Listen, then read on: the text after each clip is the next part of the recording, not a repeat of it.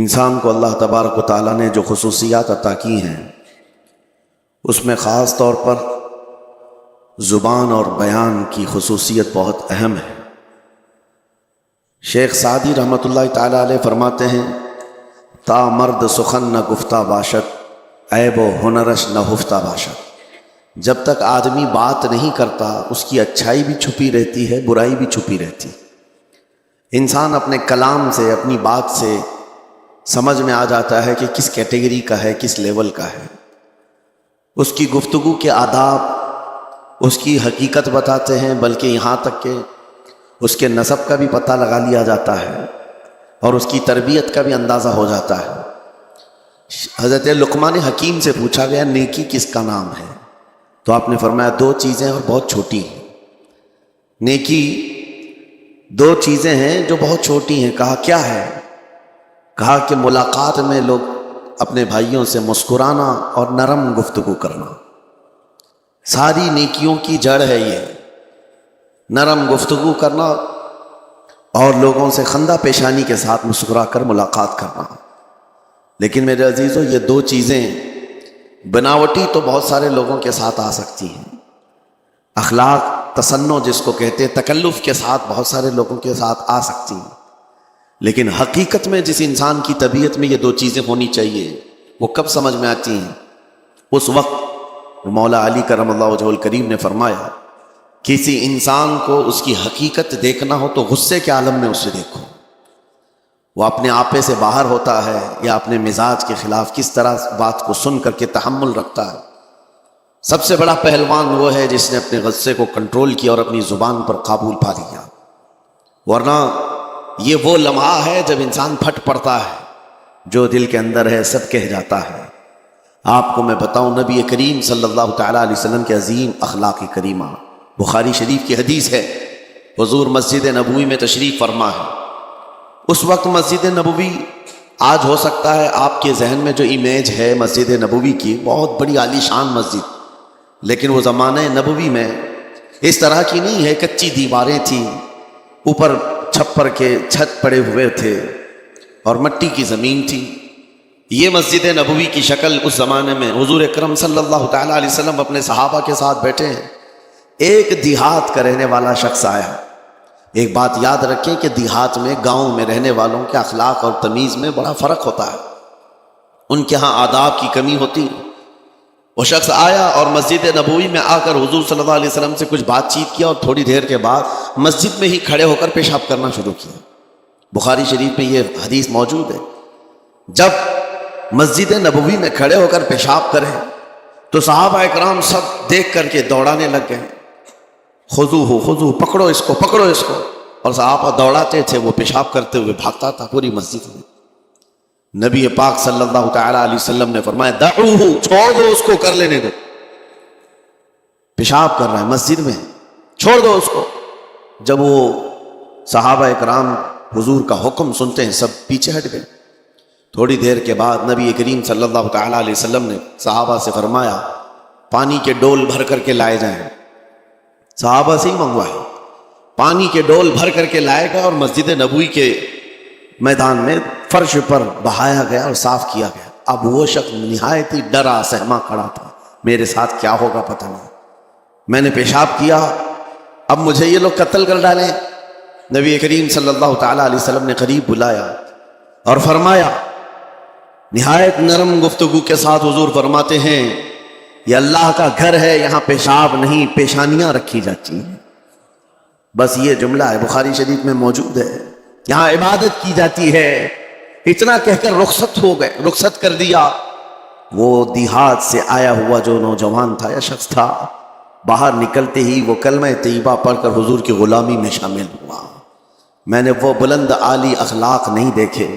نبی کریم صلی اللہ علیہ وسلم کے بارے میں قرآن کہتا ہے فَبِمَا رَحْمَةٍ مِّنَ اللَّهِ لِنْتَ لَهُمْ، اللہ کی رحمت سے آپ لوگوں کے لیے نرم ہیں، اس لیے لوگ آپ کے ارد گرد لگے ہوئے رہتے ہیں۔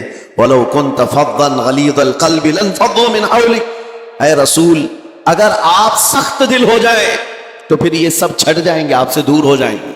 اس رسول کے لیے جب کہا گیا ہے کہ اگر آپ سخت ہو جائیں تو لوگ چھوڑ کر کے دور ہو جائیں گے، تو ہمارے اور آپ کے لیے کس قدر لہجے کی پابندی ضروری ہے۔ ہاں عزیزان گرامی وقار، اپنی گفتگو، اپنے کلام، اپنی بات چیت سے آپ اپنے سلیقے بتاتے ہیں۔ گالی گلوچ کرتے ہوئے جن کی صبح شامیں ہوتی ہیں ان کو دیکھ کر کے ہی پہچان میں آ جاتا ہے کس گھر سے یہ تعلق رکھتا ہے، کہاں ان کی تربیت ہوئی ہے، کس طرح ان کے آداب سکھائے گئے۔ اسی لیے میرے عزیزوں، بچوں کو آوارہ بھی نہ چھوڑ دینا کہ وہ اپنی زبان گلی کوچوں سے سیکھ کر کے جائیں۔ کل کو ہوگا یہ کہ اس کی زبان کی وجہ سے لوگ تمہیں طعن و تشنیع کریں گے، اس کا باپ ایسا ہوگا اس لیے بچہ ایسا ہے، اس کی ماں اس طرح ہوگی اس لیے اس کی گفتگو ایسی ہے۔ کیونکہ موسٹلی زیادہ طور پر بچے اپنے ماں باپ کے اخلاق کو نقل کرتے ہیں، ٹرانسفر ہوتی چلی جاتی ہیں۔ ایک بار حضور اکرم صلی اللہ تعالی علیہ وسلم مسجد نبوی سے باہر نکل کر جا رہے ہیں۔ توجہ میرے عزیزوں، اخلاق کہاں دکھانے چاہیے اور ہماری بات چیت کے انداز ہمیں کہاں ہونا چاہیے میں آپ کو بتاؤں۔ حضور تشریف لے کر جا رہے ہیں، صحابہ اکرام کھڑے تھے حضور کے اطراف۔ مدینہ طیبہ کی ایک بوڑھی خاتون جس کا ذہنی توازن کھویا ہوا ہے، یعنی وہ دماغی طور پر ڈسیبل ہے، اور وہ آئی جا رہی تھی۔ لوگ جب بھی اس کو دیکھتے راستہ کاٹ لیتے، وہ جس کو بھی پکڑتی تھی سنانا شروع کرتی تھی، جو منہ میں آئے بکنے لگ جائے، اور لوگوں کو تنگی محسوس ہونے لگتی۔ صحابہ نے دیکھا کہ یہ عورت آ رہی ہے، حضور کی طرف آ رہی ہے، سب نے حضور صلی اللہ علیہ وسلم کو گھیر لیا، اس کا راستہ روکنے کے لیے اب آئے گی۔ اور نبی کریم صلی اللہ علیہ وسلم کے پاس اگر زبان درازی کرنے لگ جائے، پاگل عورت ہے، اور بک بک کرنے لگ جائے، حضور پاک صلی اللہ علیہ وسلم کے ادب میں کہیں کمی نہ آ جائے۔ صحابہ کا یہ ہمیشہ اہتمام رہتا۔ حضور اکرم صلی اللہ علیہ وسلم نے دیکھا تو صحابہ سے کہا ہٹ جاؤ، اس کو آنے دو، ہٹ جاؤ، اس کا راستہ چھوڑ دو۔ صحابہ نے کہا یا رسول اللہ صلی اللہ علیہ وسلم، اس کا ذہنی توازن ٹھیک نہیں ہے، دماغی طور پر وہ عورت ٹھیک نہیں ہے، وہ آئے گی اور لمبی باتیں کرتی ہے، لا یعنی باتیں کرتی ہے، کہیں آپ کی شان پاک میں کوئی گستاخی نہ ہو جائے۔ صحابہ روک رہے تھے، حضور پاک صلی اللہ علیہ وسلم نے سختی سے فرمایا، ارشاد فرمایا ہٹ جاؤ، اس کا راستہ چھوڑ دو، مجھے پتا ہے پورے مدینے میں اس کی کوئی نہیں سنتا، میں بھی نہ سنوں تو وہ کس کو سنائیں گی، اگر میں بھی نہ سنوں تو وہ کس کو سنائیں گے۔ یہ میرے مصطفیٰ کریم صلی اللہ تعالی علیہ وسلم کے دربار عالی جاہ کی وہ بلند اخلاق کریمانہ کی ایک مثال ہے، جس کو خود میرے آقا نے فرمایا بعثت لأتمم مکارم الاخلاق۔ عزیزان گرامی وقار، لوگوں کے آج حالات ایسے ہیں کہ اچھے لوگوں کے ساتھ اخلاق الگ دکھائے جاتے ہیں، چھوٹے لوگوں کے ساتھ اخلاق الگ دکھائے جاتے ہیں۔ سٹیٹس کا آدمی ہو تو اس کے ساتھ ملنے کے طریقے الگ ہیں، اور غریب کوئی آ جائے، فقیر کوئی آ جائے تو اس سے ملنے کا انداز الگ ہو جائے۔ یہ نہ ہو، یہ ہم سب کے لیے نصیحت ہے۔ اسی ممبئی کی سرزمین پر میں آپ کو بتاؤں، ایک ماہم شریف میں بزرگ حاجی صاحب ہوا کرتے تھے، آج سے تقریباً 10-12 سال پہلے کے۔ وہ کئی لوگوں سے ایک سوال کرتے تھے پکڑ پکڑ کر کے کہ میرا ایک سوال ہے، آپ جواب دیں گے، میرا ایک سوال ہے۔ کئی علماء سے انہوں نے پوچھا، مجھ سے بھی انہوں نے، جب میں نیا تھا مصر سے پڑھ کر کے آیا تھا، میرے پاس آ کر کہا کافی سالوں سے میرے ذہن میں ایک سوال ہوتا ہے، میں آپ سے بھی پوچھنا چاہتا ہوں۔ کہا بتائیے کیا ہے؟ کہا میں حضور سرکار مجاہد ملت رحمت اللہ علیہ کا مرید ہوں، علامہ حبیب الرحمن مجاہد ملت، رئیس اعظم اڑیسہ، جن کے خدمات جلیلہ آج ہو سکتا ہے نئی جنریشن کو نہ معلوم ہو، ان کا لقب ہے مجاہد ملت، جنہوں نے سنیت کی بقا کے لیے اپنا تن من دھن سب قربان کیا تھا۔ وہ مجاہد ملت عظیم بزرگ ولی کامل ہے۔ فرما یہ حاجی صاحب کہتے ہیں کہ میں ایک نارمل آدمی تھا، کڑیا تھا، یعنی گھر بنانے کا کام کرتا تھا۔ جب وہ ممبئی تشریف لاتے تو دوڑ کر کے ہر جگہ سے لوگ ملنے آتے، میں بھی گیا تھا، اور اس وقت میں جوان تھا۔ حضور مجاہد ملت رحمت اللہ علیہ کی بات وہ بتا رہے ہیں کہ لوگ لائن لگا کر کے مصافحہ کر رہے تھے، مل رہے تھے۔ جب مل رہے تھے تو پھر میرا نمبر آیا، میں ملنے کے لیے گیا۔ بزرگوں کے سب ہاتھ چومتے ہیں، یہ ہمارے سنیوں کے طریقے ہیں، ادب۔ علماء ذوی الاحترام کے ہاتھوں کا بوسہ لینا یہ مستحسن ہے، یہ ہمارے آداب میں سے، معمولات اہل سنت میں سے۔ تو جب سب لوگ ان کے دست بوسی کر رہے تھے، ہاتھ چوم رہے تھے، میں بھی قریب گیا، اور جب میرا نمبر آیا میں ہاتھ چومنے کے لیے گیا تو انہوں نے میرا ہاتھ لے کر خود ہی چوم لیا۔ وہ بزرگ عالی جاہ ولی کامل جن کو دنیا مجاہد ملت کہتی ہے، میرا ہاتھ انہوں نے چوم لیا، اور میرے اندر ایسی پشیمانی تھی کہ میں کیا کروں سمجھ میں نہیں آیا۔ میں ایک معمولی سا کڑیا، اور کہاں ان کا مقام کہاں میرا۔ تو اس کے بعد وہ اس بے چینی میں رہتے تھے کہ ایسا کیوں کیا، ایسا کیوں کیا، کیونکہ پوچھنے کا موقع ہی نہیں ملا۔ ایک بزرگ تھے، انہی کے خلیفہ تھے، حضور مجاہد ملت کے، انہوں نے اس کا جواب دیا۔ میرے عزیزوں کیا بہترین جواب تھا۔ حضرت مجاہد ملت رحمۃ اللہ تعالی علیہ یہ چاہتے تھے کہ ہزاروں لوگ ہماری تعظیم کرتے ہیں تو کہیں ہمارے دماغ میں بادشاہت کا خیال نہ آئے، ہم غریب اور فقیر کا ہاتھ چوم کر اپنے نفس کی مخالفت بھی کرتے ہیں۔ اخلاق کریمانہ دکھانے کے لیے سٹیٹس والوں کے ساتھ ہی نہیں، غربا فقراء کے ساتھ بھی وہ اخلاق ہیں۔ نبی کریم صلی اللہ تعالی علیہ وسلم کے وہ آداب آج اگر آپ اپنا لیں، بہت ساری کڑوی چیزیں ویسی ختم ہو جائیں۔ آج ممبئی کی سرزمین پر سب سے بڑا یہ چیلنج ہے بات کرنے میں، نوجوانوں کے تو آج پارے چڑھے ہوئے ہوتے ہیں، ان سے کوئی بھی بات کر لیں، جس تیور میں یہ بات کرتے ہیں ایسا لگتا ہے کہ ابھی لڑائی ہو جائے گا، ابھی جھگڑا ہو جائے گا۔ اس کی عادت سی بن گئی ہے۔ آپ کو پتہ ہے فرمایا گیا، عربی کا قول ہے جراحت السنان لها التیام ولا یلتام ما جرح اللسان۔ تلوار سے، چاقو سے دیا ہوا زخم سوکھ سکتا ہے، زبان سے دیا ہوا زخم کبھی نہیں سوکھتا۔ زبان سے دیا ہوا زخم نہیں سوکھتا۔ بولنے سے پہلے 1000 بار اس بات کو خیال ہونا چاہیے کہ میں جس کو بول رہا ہوں کہیں اس کا دل چلنی تو نہیں ہو جائے۔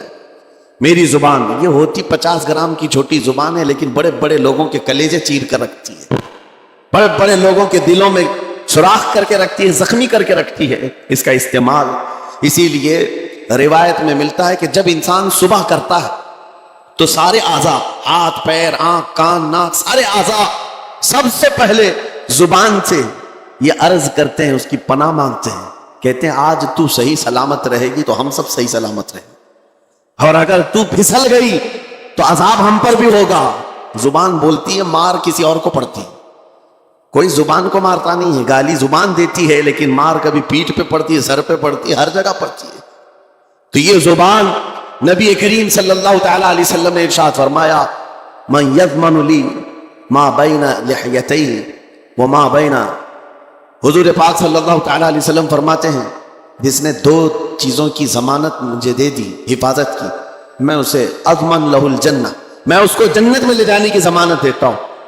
2 چیزیں کیا ہیں؟ حضور فرماتے ہیں ایک 2 جبڑوں کے بیچ میں جو موجود زبان ہے اس کی حفاظت کر لے، اور 2 رانوں کے بیچ میں جو شرمگاہ ہے اس کی حفاظت کر لے۔ یہ 2 چیزیں جس نے بچا لیا میں اس کو جنت میں لے جانے کی ذمہ داری لیتا ہوں، ضمانت دیتا ہوں۔ اس کا کتنا بڑا کردار ہے، یہ زبان کا کتنا بڑا کردار ہے۔ اور حضور نے ایک بار پکڑ کر کے فرمایا تھا، زبان کو پکڑ کر کے کہا تھا یہ وہ زبان ہے جو انسان کو جنت میں بھی لے جاتی ہے اور دوزخ میں بھی لے جاتی ہے۔ کلمہ کس سے پڑھتے ہیں آپ؟ لا الہ الا اللہ، زبان ہی سے تو پڑھتے ہیں، اسی کلمے نے آپ کو جنت تک پہنچائے گا۔ اور کافر جو کفر کرتا ہے وہ بھی زبان سے ہی کرتا ہے، اور زبان اسے ہمیشہ کی دوزخ میں لے جاتی ہے۔ اس زبان کو چلانے سے پہلے 1000 بار سوچ لیں کہ آج لہجوں کی سختیاں بڑھتی چلی گئیں، اور آپ کو پتا ہے قرآن پاک میں رب تعالیٰ نے یہ فرمایا وَلَا تَقُلْ لَهُمَا اُفٍّ وَلَا تَنْهَرْهُمَا، والدین کے بارے میں بچوں کو کیا کہا گیا؟ ان کو اف تک نہ کہو۔ لیکن زبان جب کھلتی ہے نا، ماں باپ کے خلاف نوجوانوں کو ہم نے دیکھا ہے گالی گلوچ کرتے ہوئے اور اتنی بری باتیں کہتے ہوئے، معاذ اللہ۔ عزیزان گرامی وقار، حضور نے تو یہ فرمایا جس نے پلٹ کر کے اپنے ماں اور باپ کو سخت لہجے میں بات کیا یا ان کی نافرمانی کی، حضور فرماتے ہیں میرا دل چاہتا ہے کہ اس کے گھر کو آگ لگا دوں، آگ لگا دوں۔ اس لیے اس بات کو ہمیشہ یاد رکھیں، تمہارے لہجے کی سختیاں کسی کو زخمی کر دیں تو آخرت خراب ہو جائے گی، آخرت خراب ہو جائے گی۔ حضرت علقمہ رضی اللہ تعالیٰ عنہ حضور کے صحابی، حضور صلی اللہ علیہ وسلم کے صحابی، آخری وقت آ گیا تھا لیکن زبان نہیں کھلتی تھی۔ ان حضور پاک صلی اللہ علیہ وسلم کے پاس سفارش لائی گئی کہ آپ کے وہ ساتھی ہیں انتقال کر رہے ہیں لیکن زبان پر کلمہ بھی نہیں آتا۔ حضور تشریف لائے، دیکھا، پوچھا گھر میں ان کے کون کون ہے؟ کہا بیوی ہے اور ماں ہے۔ ماں کو بلایا، وہ کہا علقمہ کے بارے میں کیا کہتی ہو، کیسا تھا؟ کہا بہت اچھا، پرہیزگار، عبادت گزار، ساری نیکوکاریاں اس کے اندر ہیں۔ تو پھر حضور نے پوچھا اچھا یہ بہت نیک تھا، تم بھی اس سے راضی ہو کہ نہیں ہو؟ ماں نے کہا میں نہیں راضی ہوں، میں راضی نہیں ہوں۔ کہا کیوں؟ وجہ کیا ہے؟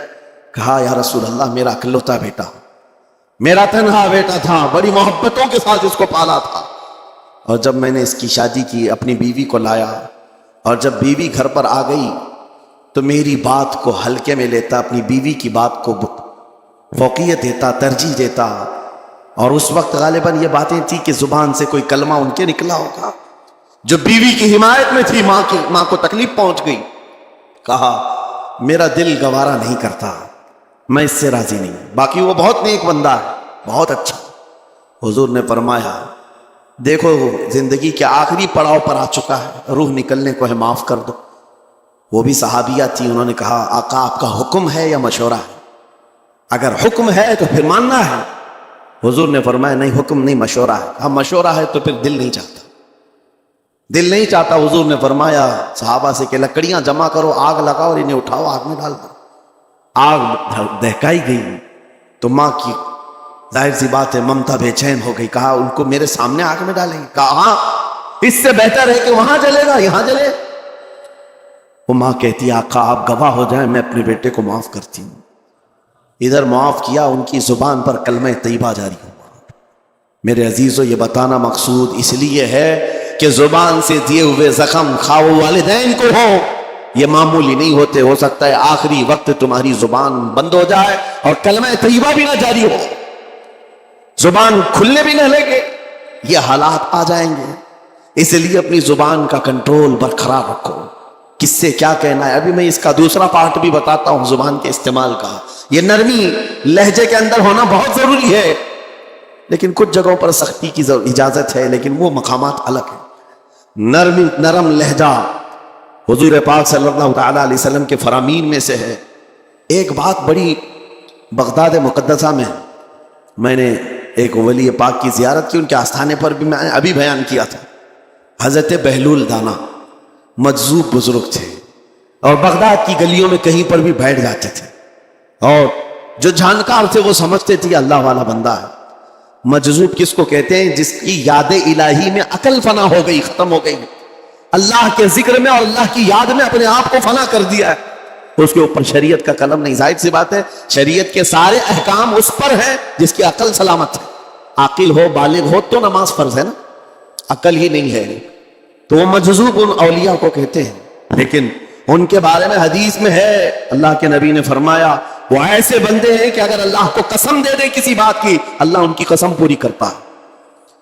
وہ بہلول دانا بیٹھے ہوئے تھے، بغداد کا ایک مشہور تاجر تھا، لیکن خستہ حال تھا، بہت نقصان اٹھا چکا تھا، خسارے میں چل رہا تھا، بزنس پورا لاس میں، اور وہ پریشان حال بہلول دانا کے پاس آیا، گڑ گڑایا، کہا کہ حضور مجھے بچا لیں، رحم کر لیں، میں تاجر ہوں، لٹ گیا ہوں، لاس میں ہوں، کچھ آپ فرما دیں، میں کیسے اس بھور سے نکلوں؟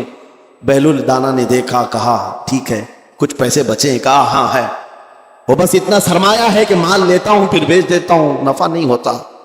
بہلول دانا نے کہا ایک کام کر، کالا کپڑا جتنا ملتا ہے سب خرید لے، پورے شہر سے کالا کپڑا جہاں جہاں مل جائے سب لے کر اسٹاک کر لے۔ کہا جی حضور آپ نے جیسا فرمایا۔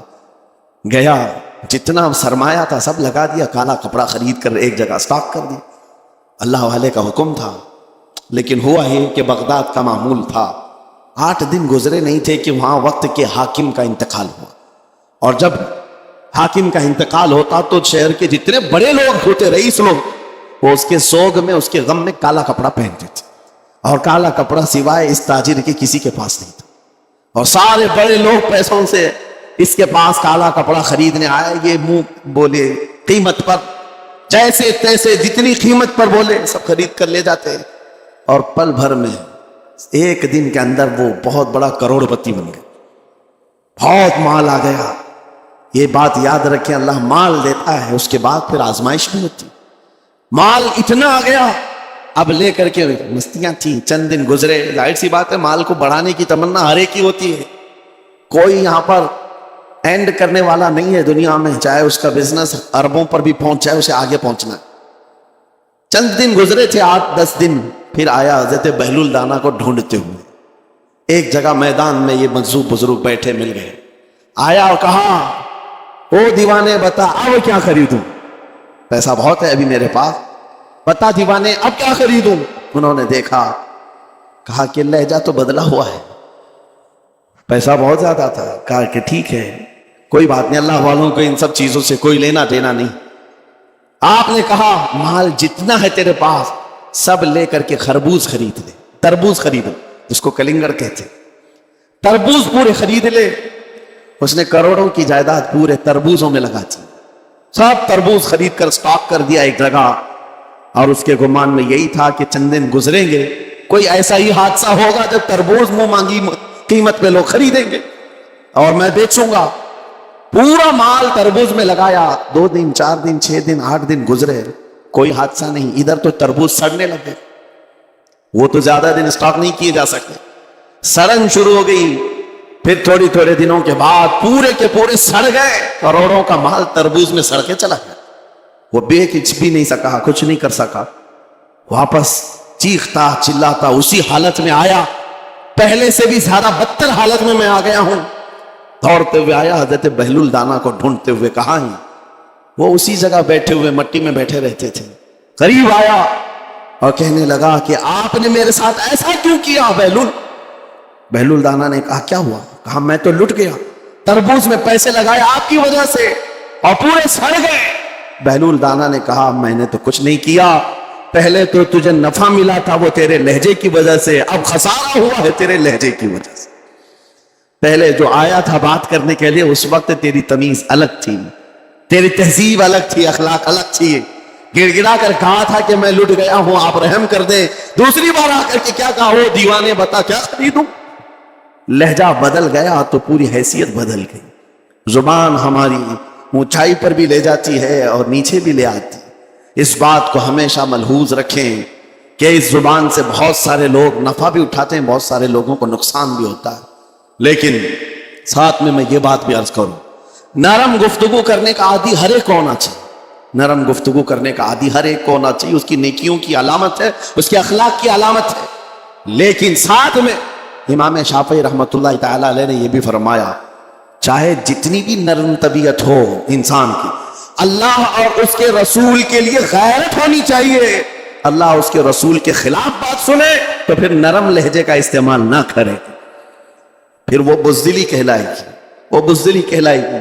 آج میں ایک بات یہ بھی بتا دوں، بہت سارے لوگ یہ سمجھتے بھی، ابھی چند دن قبل میں ماررہ مطہرہ میں بیان کیا اخلاق کے اولیاء اکرام کے مذہب و مسلک پر، اور پچھلے 15 سالوں سے میں نے بہت سارے خطابات کیے ہیں اخلاق پر، معاشرے کی برائیوں پر. لیکن ابھی چونکہ چند دنوں میں جلسے پروگرام بہت سارے ہو گئے اور عظمت ناموں سے رسالت پر زیادہ گفتگو ہونے لگی تو لوگوں میں ایک امیج الگ بیٹھی ہوئی.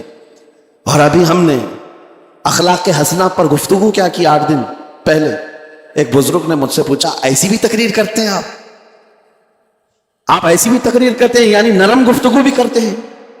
مطلب یہ ہے کہ ہماری امیج ایسی بنا کر رکھیں کہ ہم ہر وقت چلاتے ہی رہتے ہیں، ہر وقت للکارتے ہی رہتے ہیں. میرے عزیزوں میں یہاں پیغام دینا چاہتا ہوں، ہم قرآن کے اس آیت پر عمل کرنا چاہتے ہیں جو مولا نے فرمایا اشداء علی الکفار رحماء بینہم. مومنین کی شان ہے، صحابہ کی شان ہے، وہ کافروں پر سخت ہوا کرتے ہیں اور مومنوں کے لیے نرم دل ہوا کرتے ہیں. زبان کی نرمی ایمان والوں کے لیے ہے، زبان کی نرمی محبت مصطفیٰ کے لیے ہے، عاشقان مصطفیٰ کے لیے ہے. ساتھ میں زبان کی سختی کفار و مشرکین کے لیے ہے، گستاخان رسول کے لیے ہے. اور اگر یہ چیز نہیں آئی تو پھر آپ سمجھ لیں نیک اس وقت نہیں کہلائے گا آدمی. بعض لوگوں کو ایسا لگتا ہے نرم بات کرنا چاہیے، نرم گفتگو، بالکل صحیح ہے، یہ اخلاق ہے.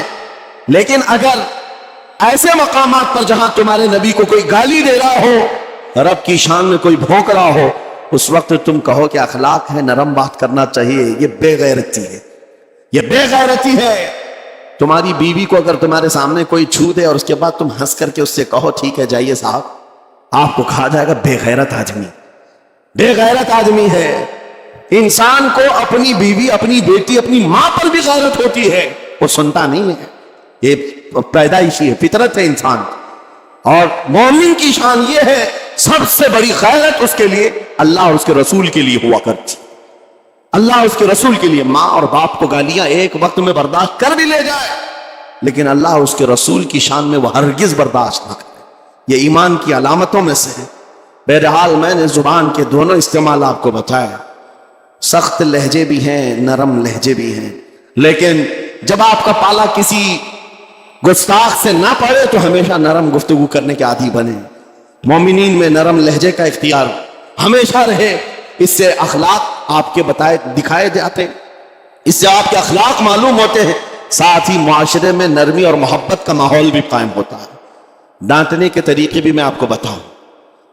میرے استاد، میرے والد گرامی فرمایا کرتے تھے، حضور حافظ ملت رحمت اللہ علیہ جو الجامعۃ الاشرفیہ مبارک پور کے بانی ہیں اور بڑے محدث جنہوں نے ایک نہیں ہزاروں عالم پیدا کیے، اس ہندوستان کی بات کر رہا ہوں. حافظ ملت رحمت اللہ علیہ پوری بخاری شریف پڑھاتے تھے. تقریباً 40 سال تک انہوں نے پڑھایا بخاری شریف. میرے والد ان کے شاگرد ہیں. فرماتے ہیں جب وہ بہت زیادہ ناراض ہو جاتے کسی سے، ڈانٹنا ہوتا، ہر استاد بچے کو ڈانٹتا ہے، کبھی کچھ بچہ نافرمانی کر جائے یا مزاج کے خلاف بات کرے تو استاد ڈانٹتا. تو حافظ ملت رحمت اللہ علیہ اگر کسی شاگرد کو ڈانٹتے بھی غصے میں تو کہتے ہیں اے جنتی کیا کر رہا ہے. کہتے ہیں اگر یہ جملہ قبول بھی ہو جائے تو وہ بچہ جنتی ہو جائے. لہجے کی یہ استعمالات اولیاء سے سیکھو میرے عزیزو. غصے پر کنٹرول اس وقت تمہارے اخلاق معلوم ہوتے ہیں جب تمہارا غصہ عروج پر ہوتا ہے. اس وقت تمہاری حقیقت لوگوں کے سامنے آتی ہے. وہ اپنے شاگردوں کو ڈانٹتے بھی تو جنتی کہہ کر ڈانٹتے ہیں. یعنی کوئی گالی نہیں ہے، کوئی برے کلمے نہیں ہیں، بلکہ ایسا جملہ ہے کہ اگر قبول بھی ہو گیا استاد کی زبان سے اس کی تو زندگی وصول ہوگی، اس کا بیڑا پار ہو گیا. ہمارے درمیان ماں باپ کو بھی یہ چاہیے کہ بچوں کو کس طرح کے اخلاقات دے رہے ہیں. گفتگو کرنے کے متعلق قرآن میں اللہ تعالیٰ نے آداب بتائے ہیں. جب آپ گھروں کے اندر موجود ہوں تو بچوں کے سامنے کس طرح کی گفتگو کیا کریں گے، کیسی بات کریں گے. شوہر اور بیوی جس طرح کی باتیں کر رہے ہیں بچے کے دماغ میں وہ پورا کا پورا چھپتا ہے، ٹرانسفر ہوتا ہے. اسی لیے کہا گیا ایڈلٹ گفتگو کبھی بھی بچوں کے درمیان نہیں کی جائے گی. جو میچورٹی میں نہیں ہے ان بچوں کے سامنے ماں اور باپ بیٹھ کر کے کلام بھی نہ کریں، بات نہ کریں. معاشرہ تو آج ایسا ہے سب پوری فیملی لے کر کے بیٹھے ہوئے ہیں، اور حد تو یہ ہے کہ گندی فلمیں سامنے لگی ہوئی رہتی ہیں. وہ کیسے بچا پاؤ؟ 4 سال 5 سال کے بچے کے اندر بھی وہ گفتگو، وہ مکالمات، ایک دوسرے سے بات کرنے کی تمیزیں وہ سب وہاں سے سیکھتا آ رہا ہے. گھروں کے اندر ماحول کو تبدیل کرنے کے لیے آپ کی اپنی زبان پر کنٹرول اور اپنے بچوں کی تربیت اور ان کی زبان پر کنٹرول بہت ضروری ہے. پھر دیکھنا آپ یہ معاشرہ پیدا کر کے کل کو آپ کا بچہ نکلے گا، اس کی تمیز، اس کے اخلاق پر ہر کوئی اش اش کرے گا. چند دنوں کی محنت ہے آپ کی، لیکن بچے جب سلیقے کے ساتھ گفتگو کرے تو لوگوں کا دل جیت لیا کرتے ہیں. بات کرنے کے آداب ایسے ہیں کہ لوگ دل جیت لیا کرتے ہیں. یہ میرے استاد گرامی مصر کے رہنے والے تھے. جب خطابت ہمیں سکھا رہے تھے گفتگو کرنے کے آداب، تقریر کرنے کے آداب، تو ایک امام غزالی کا قول تھا کلم الناس علی قدر عقولہم، لوگوں سے ان کی عقل کے مطابق بات کرو. اس پر وہ سمجھاتے ہوئے ہمیں ٹریننگ دیتے تھے اور کہتے تھے کہ تمہارے پاس آنے والے کئی طرح کے لوگ ہوں گے. اگر تم امام ہو، اگر داعی ہو، خطیب ہو، مقرر ہو، کوئی غریب گھر سے، کوئی بڑے امیر گھر سے، کوئی پڑھا لکھا آئے گا، کوئی جاہل ہوگا، کوئی بدتمیز بھی ہوگا، کوئی نیکوکار، کوئی گنہگار، سب طرح کے مکس مجموعہ تمہارے پاس ہوگا. ان سے خطاب کرنا، ان سے بات کرنا، کس انداز سے بات کرو گے، کیسے ان سے کلام کرو گے. میرے عزیزو یہ ہمارا اپنا ہنر نہیں ہے. ہم جو آپ کے سامنے گفتگو کر رہے ہیں یہ ہمارا فن نہیں ہے، یہ اپنا پیدا کیا وہ ہنر نہیں ہے. ہمیں سکھایا گیا تھا صرف اور صرف آپ کو اس مجمع سے اور یہ آئے ہوئے جمع غفیر سے بات کرنے کے لیے ایک ہی اسلوب اپنانا ہے. دیکھنا ہے کہ رسول اللہ کیسے بات کیا کرتے تھے. میرے آقا صلی اللہ تعالیٰ علیہ وسلم کا اسلوب اپناؤ. حضور کے خطبے دیکھو، حضور جب خطاب کرتے، ظاہر سی بات ہے مسجد نبوی میں اس وقت بھی لوگ ہر طرح کے لوگ آتے، دیہات کے بھی تھے، شہر کے بھی تھے، اعلیٰ دماغ والے لوگ اور کئی الگ الگ قسم کے لوگ آتے. حضور کا خطاب سب کے لیے تھا. عزیزان گرامی ان سنتوں پر عمل کر کے آج آپ اپنے لہجے کو بہتر بنا سکتے ہیں. بس میری گفتگو کا خلاصہ یہی ہے کہ اللہ تعالیٰ ہمیں زبان کا صحیح استعمال عطا فرمائے، ورنہ یہ زبان کی سختیاں اور اس کی کڑواہٹ ہمیں دوزخ میں بھی لے جاتی ہے، دوزخ تک لے جا سکتی ہے۔ اللہ تعالیٰ اس کی مکاریاں، اس کی عیاریاں اور اس کی شرانگیزیوں سے ہم سب کی حفاظت فرمائے۔ ساتھ میں یہ بھی میں بتا دوں، وہ زبان پاک نہیں بولتی، وہ زبان پاک نہیں بولتی جو حلال نہیں کھاتی۔ یہ بھی بزرگوں نے فرمایا ہے، یہ زبان پاک نہیں بولتی جو حلال نہیں کھاتی، اسی سے ہر کچھ گزرتا ہے، اندر پیٹ میں جاتا ہے۔ حلال لقمے اس سے گزارو تو زبان پاک بولے، اللہ کا ذکر کرے اور تمہیں زبان میں وہ لذت آنے لگ جائے، لیکن اس سے حرام لقمے گزارتے رہو گے، اس کے لہجے کی سختیاں بھی آ جائیں گی، اس کے اندر کڑواہٹ بھی آ جائے گی، گالی گلوچ، یہ سارے استعمالات یہ زبان کرنے لگ جائے گی۔ کیوں؟ اس سے حرام لقمے جو گزارے جا رہے ہیں۔ اس چیز کا بھی خیال ضروری ہے۔ زبان کو جس طرح کا پیٹرول دو گے ویسی چلے گی یہ گاڑی، جس طرح کا ڈیزل اس کے اندر ڈالتے ہو، حرام یا حلال، یہ بہت معنی رکھتا ہے۔ اور ایک بات یہ بھی سن کر کے چلے ہیں کہ حضرت سلیمان علیہ السلام کے زمانے میں ایک مناظرہ ہوا تھا علماء کا۔ بعض لوگوں نے کہا کہ انسان کی ایک جماعت تھی، انسان کی زبان افضل ہے، منہ افضل ہے، اس لیے کہ وہ اللہ کا ذکر کرتی۔ بعض نے کہا کہ نہیں، انسان کے پیچھے کا مقام اچھا ہے، اس سے بہتر ہے۔ یہ دونوں کی تکرار میں حضرت سلیمان علیہ السلام کے پاس بات آئی، آپ بتائیں۔ تو ان سے پوچھا تم اتنی بڑی بات کیوں کہہ رہے ہو؟ اس کے پیچھے کا مقام اچھا ہے۔ کہا کہ اس لیے کہ وہ صرف نجاست نکالتا ہے، وہ صرف نجاست نکالتا ہے، وہ مقام غلاظت باہر کرتا ہے، غلاظت اندر لیتا نہیں۔ زبان غلاظت اندر بھی لیتی، حرام کھاتی بھی، لوگوں کو زخمی بھی کرتی ہے۔ ان علماء کی دلیل تھی۔ تب آپ نے فرمایا بات ٹھیک ہے، جس انسان کا زبان پر کنٹرول نہیں، حرام کھاتا ہو اور بد کلامی کرتا ہو، گالی گلوچ ساری چیزیں کرتا ہو، آپ نے فرمایا اس سے بہتر اس کا پیچھے کا مقام ہے۔ اور جو انسان کنٹرول رکھتا ہے، حلال کھاتا ہے اور لہجے کی نرمی رکھتا ہے، ظاہر سی بات ہے اس کا منہ ہی افضل ہے، اس کی زبان افضل ہے۔ اب یہ تو فیصلہ سب کا ہے، کس کو کیا چیز اختیار کرنی ہے۔ عزیزان گرامی اوقات، یہ بہت بڑی بات ہے جو میں آپ کے سامنے کہہ رہا ہوں۔ زبان کو اگر کسی دوسری جگہ سے کمپیئر کیا جائے تو لگتا ہوگا نرم، یہ بالکل اچنبے والی بات ہے، عجوبے والی بات ہے، یہ کون سا کمپیریزن ہے؟ وجہ یہی ہے، بعض لوگوں کو ہم نے اتنا گندا بولتے ہوئے دیکھا ہے، اس سے بہتر ہے کہ وہ نہ بولیں۔ لوگوں کو زخمی کرتے ہیں، کسی کے مقدسات پر حملے کرتے ہیں۔ اللہ تعالیٰ ان کے زبان کی شرارتوں سے ہماری حفاظت فرمائے، اور کریم خدا ارحم الراحمین مولا اس چیز سے بھی ہمیں حفاظت فرمائے۔ قیامت کے دن کچھ لوگ صرف اس لیے پکڑے جائیں گے کہ وہ کچھ نہیں بولتے تھے، لیکن وہ جن کے ساتھ رہتے تھے وہ بولتے تھے، وہ لوگ بولتے تھے، اور ان کی وجہ سے یہ خاموش رہنے والا جو ساتھ میں تھا اسے بھی جہنم میں لے جایا جائے گا۔ اور وہ اس دن کہے گا پکار کر، یا ویلتا لیتنی لم اتخذ فلانا خلیلا، اے کاش میں فلاں کی دوستی نہیں کیا ہوتا تو اچھا ہوتا، آج میں بچ گیا ہوتا۔ اپنے ماحول کو بچاؤ، جہاں زبان کی خرابی دیکھو اپنے آپ کو بھی بچاؤ اور اس ماحول سے بھی اپنے کو دور رکھو۔